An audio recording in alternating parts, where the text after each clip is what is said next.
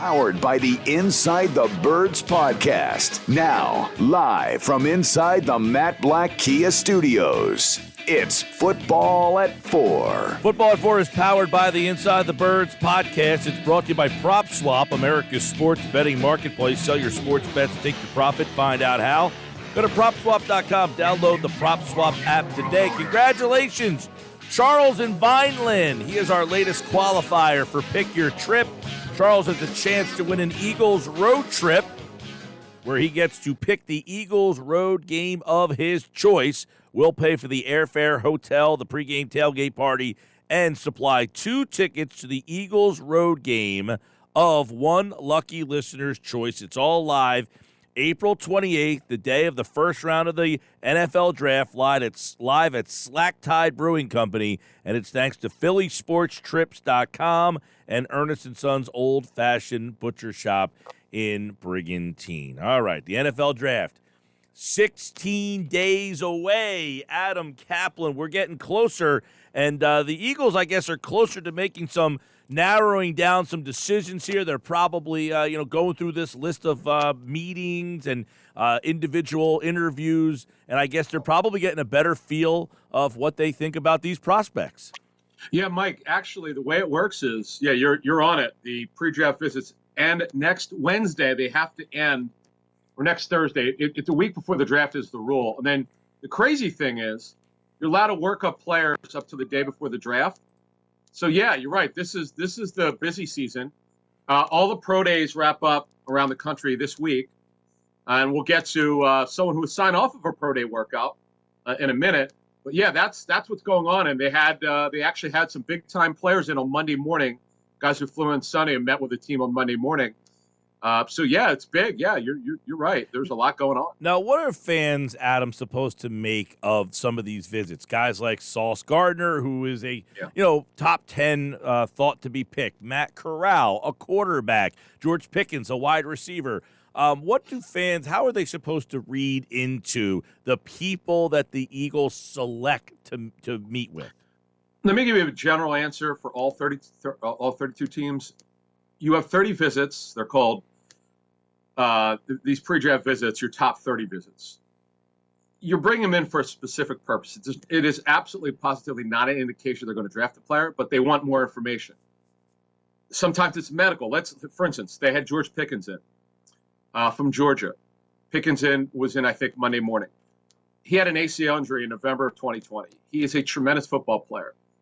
Had he not had the ACL injury, as Greg Cosell from NFL Films told me, he might have been his top receiver for this draft. That's how gifted he is. And the Eagles, as we all know, they need receivers in the worst way. They need not one, they need 2 by the start of training camp. They need competition, they need explosiveness, they need talent. They're still a bottom feeder, other than Devontae Smith. They're a bottom feeder team and receiver. They're just not good enough. We all know that. This is not a secret. So George Pickens, who's very gifted, who's got great size, just under 6'3". By the way, he did come back for the final 5 games of Georgia's season. And also, I know you followed college football. Georgia, as one person told me, might have at least 10 players drafted this year. Wow. They have a great club. Obviously, they're a great team this past season. They have a really good draft class. Yeah, and I guess Jamison Williams, he's another guy. You have a lot of guys, a lot of wide receivers coming off injury. The other Alabama receiver, John Mechie, the third, right? Yeah. He's another guy who is coming off an ACL tear. By the way, with that, Mike, he tore his ACL around roughly a month in the game before. against Georgia. Now, I was told without the ACL injury, Mechie was going to be a second-round pick. Jamison Williams, top 10 and top 12 without the ACL injury. I still think he's got a shot to be drafted before the end of the first round. Why? As I understand, isolated ACL, A. B, the way it works with drafting player who are coming off a major injury, particularly ACL or an Achilles, if that general manager is very secure in his job, like a Howie Roseman, who just signed a recent extension, you don't worry about drafting a player. I know people bring up the corner from Washington in 2017, in second round. I'm sorry, Sidney Jones. Yeah, Sidney Jones. Thank you. That one was a little different. That was less about the injury. It's more about competitiveness and why he didn't make it. It actually had very little to do with the injury. It was Just the lack of his will to be great. They didn't know this pre-draft. Good kid off the field, but on the field, he should have been better. He was fine. The second year, he physically was fine, but he just never got to where they needed him from a mental standpoint on the field and competitiveness. And he's moved on, but you know what? He's kind of revived his career with Seattle, and he was with Jacksonville. But when you look at, you're right, Mike, a lot of receivers have injuries. And another little fact, when we did this, the next inside the draft intel with Cosell, with Greg Cosell, with Moshe and I, drops tomorrow. This one is incredible. We did corner and safety. No, I'm sorry. We did D and D tackle. We did corner and safety last week. One of the things that Greg and I talked about, it was very obvious. Easily a dozen corners are going to be drafted within the first 3 rounds were former wide receivers in college. I've never seen so many cornerbacks over 6 feet in my career. 19 years covering this business. Wow. Never seen anything like it. That's pretty good intel there, and you can check that out on the Inside the Birds platform. While we're talking receivers, let's stick with receivers. And Jalen Reagor, I know people saw some reporting that Reagor could be drawing some trade interest, and people would be thrilled probably to move on from him. But what do we know about the potential of a Jalen Reagor having interest? Yeah, so you could read this piece. It's really funny. So Jeff wrote a piece midweek last week, and he just put one line about the Eagles have gotten calls about him. There was no blog, because we get a lot of, we appreciate it, although they're not always blogged correctly, but nevertheless, we appreciate the interest from the news aggregators and bloggers, which I was once a proud blogger in the early 2000s. But anyway, so no one picked up on it. And then all of a sudden, like wildfire, I guess these people wanted to wait till Monday. And Jeff's has been quoted everywhere. And to the point where, he's been doing a bunch of interviews on it. And it's really not a big deal. Like, I get what Jeff was talking about. I asked him, I said, what's your intel? What are you seeing on this? Jeff's understanding is, from talking to teams around the league, that teams are curious because what happens is every NFL team, all 31 teams other than the Eagles, know that Reagor's been underachieving. And we've seen some top receivers being traded. So every team, just to explain to you what happens this time of year, all 32 teams have trade calls. They all call, hey, if we're on the clock and we don't get our guy, we're looking to move out. For instance, I'll give you an example. The Panthers and Eagles had several talks before the draft last year. We reported, and the Bears called the Eagles several times because they wound up making the trade, I think, with the Giants because they wanted Fields. So this is what happens. And also, in the course of conversation, hey, Reagor hasn't done well. What are you guys doing with him? That kind of thing. Mm-hmm. It's really not a big deal. But and the agent is he's got a really good agent, Jeff Nally, who's pretty aggressive and knows the league really well. He's very well connected. I'm sure he would be checking in to see, with the Eagles' permission, if there's anything out there. But we're going to have more reporting Thursday morning. We've got some really good stuff coming on this. But just understand, the Eagles will not be giving them away. I know that he doesn't really have a role right now. The head coach made it clear. Niquez Watkins is the 2. We know what they try to do in free agency, which means they really only see Reagor as their 4th receiver. Kind of hard to justify to keep this guy on the roster. Thinking like he's going to contribute as that. It's just not fair to him. But we'll see. We'll see what happens at draft time. Yeah, that'll definitely be something. I mean, if they got a call and I don't know, if someone said I'll give you a 5th, would that interest them? Do you think? No, definitely not. No, he guy's a former first-round pick. Look, I'll give you an example. Last year in our reporting, the Panthers were among 3 teams to really add interest in Dillard.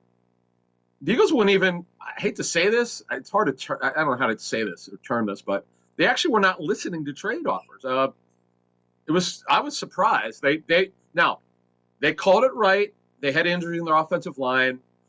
Mailata was healthy, at left tackle, and obviously he was great. But we remembered what happened with all the injuries they had their offensive line. Just the Eagles value more than probably any NFL team. Every NFL team loves to have depth in the offensive line, but the Eagles take to it a very good extreme. They just have a knack for understanding the offensive line depth, and I give Andy Reid and Joe Banner credit for this and Howie Roseman learned under them. You cannot have enough good offensive linemen, and that's just the way Eagles see it. Now, Dillard's a guy that you think would have interest. Should the Eagles be interested in moving him or not really? Oh, yeah, absolutely. If the Eagles were willing to move him, yes. Here's the problem. See, you know what's funny? Someone asked me this. This is a great question. I was surprised Dillard was not involved in the Saints trade because, remember, Teron Armstead, their franchise tackle, signed with the Dolphins $15.5 million a year. They don't have a left tackle, the Saints on the roster. I don't know why which it would tell me, Mike, they didn't want him. That would be my read on it. I don't know that for a fact, but think about that. If you're the Saints and you don't have a left tackle, and why wouldn't you want to get Andre Dillard and include that trade last week? And that maybe that second doesn't go in the trade, but I would think that the Eagles, any phone call, they could get a question about. They've got good depth. Hey, what are you going to do with Sayamala this year? Are you going to play Driscoll? Are you going to play Sayamala? Right, exactly. What are you going to do with They Herbig? love Driscoll. Yeah, it's funny. Isaac Sayamala, he's on the final year of his deal. They have to figure out. He's a good player, but he's had a lot of injuries. I don't know what they're going to do with him. It's they tendered Nate Herbig. He's back for a year.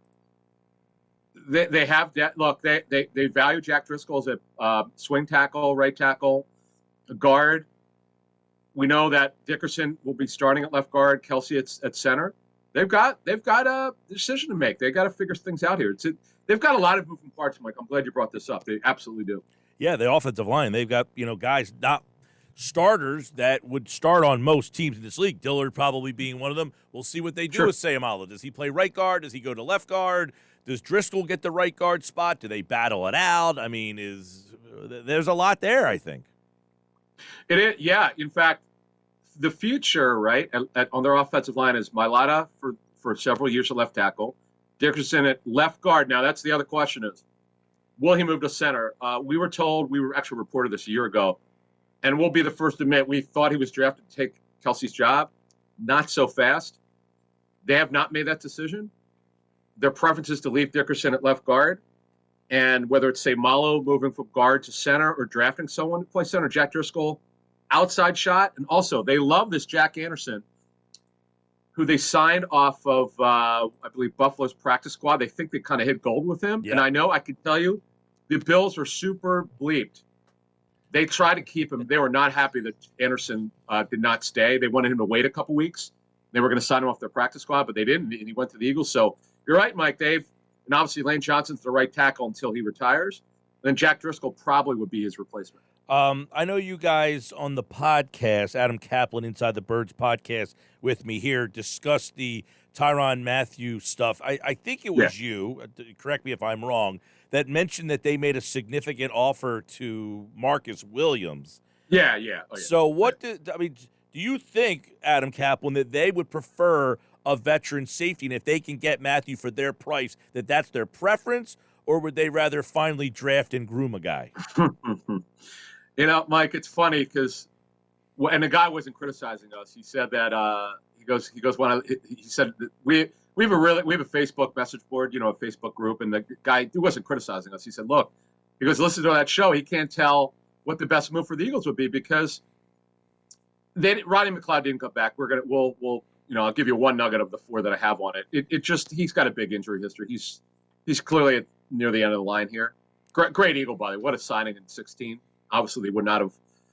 Everything that he led, his leadership, and just what a great signing was. Yeah. But they chose Harris over him because Harris's experience in the scheme. I asked Moshe this the other day. I was interested. I was going to ask you the same thing. Why Harris over McLeod? It's clearly because of the D coordinator. More familiarity with him, knows him. That's why, by the way, that's 1,000% why Harris signed there. That is the reason. But yes, they need to get younger. That Kevon Wallace doesn't look like he's going to make it as a starter. In fact, I'll go out and say that barring something highly unforeseen, we won't be a starter for the Eagles. It's just not going to work. Mm-hmm. It's more of a box safety. Marcus Epps, who they claimed off waivers, a former 6th-round pick, has been a good story. I don't know what. Mike, here's my problem with this whole situation. Being that they made our understanding of the offer to Marcus Williams, it was almost the same exact offer that the Ravens made. He just chose to play with in a scheme that he liked more. Obviously the Ravens have been unbelievable for defense for 20 some odd years, so we get that. But the Eagles were clearly going to they wanted to make a big splash at safety. Okay, Tyrann Mathieu is significantly older. He turns 30 next month, which means he's 30 in NFL years. A little nugget for you. The way NFL executives think of players, it's whatever you turn opening day. That's your age. So if you turn 30 in August, you're 30 right now. That's the way they look at you. They don't look at you at 30 then. They look at you 30 now. Mm-hmm. So he does turn 30 next month, and that's what he is. I'd have to look this up. I don't know of any other team. I'm sure there might be one or two. Name another team that's starting two safeties at 30 years or older. That's just not a recipe for success. Yeah. And Jeff's reporting. Jeff had a great nugget on our show that from his sources, chief sources, and we know that they didn't offer him a contract. They just don't think he's the same player.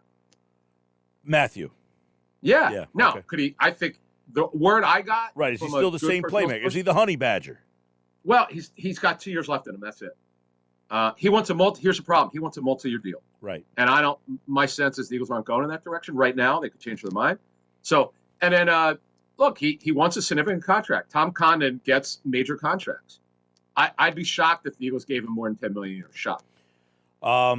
Kyle Hamilton, no shot at 15, just to put that out there, right? No, the internet, Greg Cosell calls them internet gurus. I kind of laugh.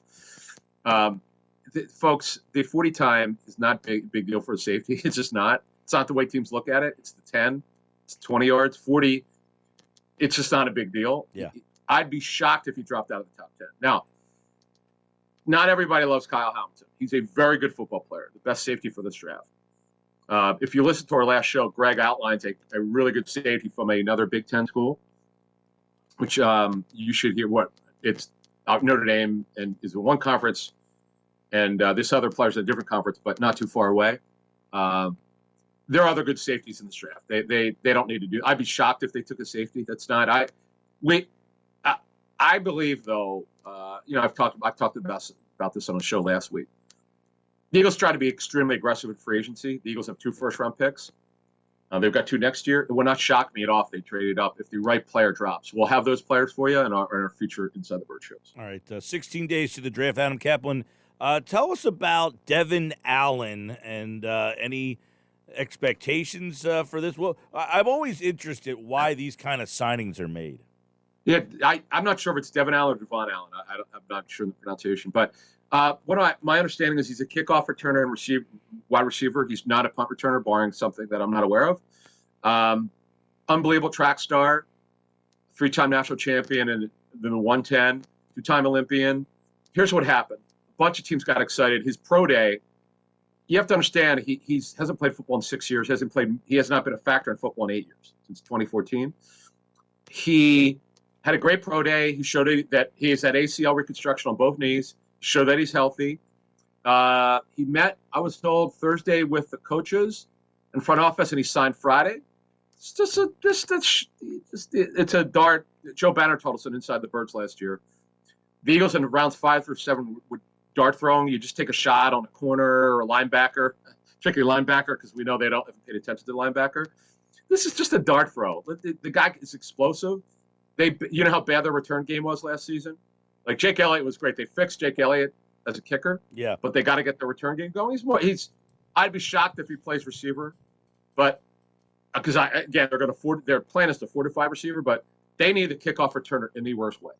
All right, Adam Caplan, 16 days to the draft. We'll have plenty more storylines leading up to it, more visits, and, of course, a lot of NFL news between now and then. A lot of I heard somebody say there's already been 6 first-round draft picks traded this year already. So Who knows if draft night we won't see as much movement. And there's not a lot of quarterbacks to go up for. Well, I talked to a team in the top 10. I can't go into the player that they're targeting. I could just say that, if they don't get their player, they're definitely willing to trade out because they've kind of made it clear to teams that have called, hey, if our guy's not there, whatever player that is, whatever position that is, rather, they'll look to trade out. But yeah, you're right. I don't look. The Metcalf stuff's all internet rumors. None of it's true. My understanding is Seahawks absolutely don't want to trade Metcalf. With a caveat, I would never say never. It would be embarrassing for them to trade Metcalf because they got that one right. They typically don't extend players until August, on the last year of their contract. Sometimes they don't at all. They wait till after the season's over. But now, if Metcalf caused a problem, if he pulled a Stephon Diggs and he made it uncomfortable, that changes everything. Like if he wanted to be out, that may change their narrative. But my understanding is they don't want to trade him. We'll see. Never say never. But we know how much the Eagles liked him before the draft. The reason why they didn't, his neck. But I don't know if the neck's an issue anymore. All right, Adam Caplan, InsideTheBirds.com and the Inside the Birds podcast, the Intel Show with Greg Cosell, and all the great stuff at the Inside the Birds platform, and right here every day on Football at 4. Adam Caplan, I will talk to you, my friend. You got it. Thank you. All right, Adam will be back later on this week.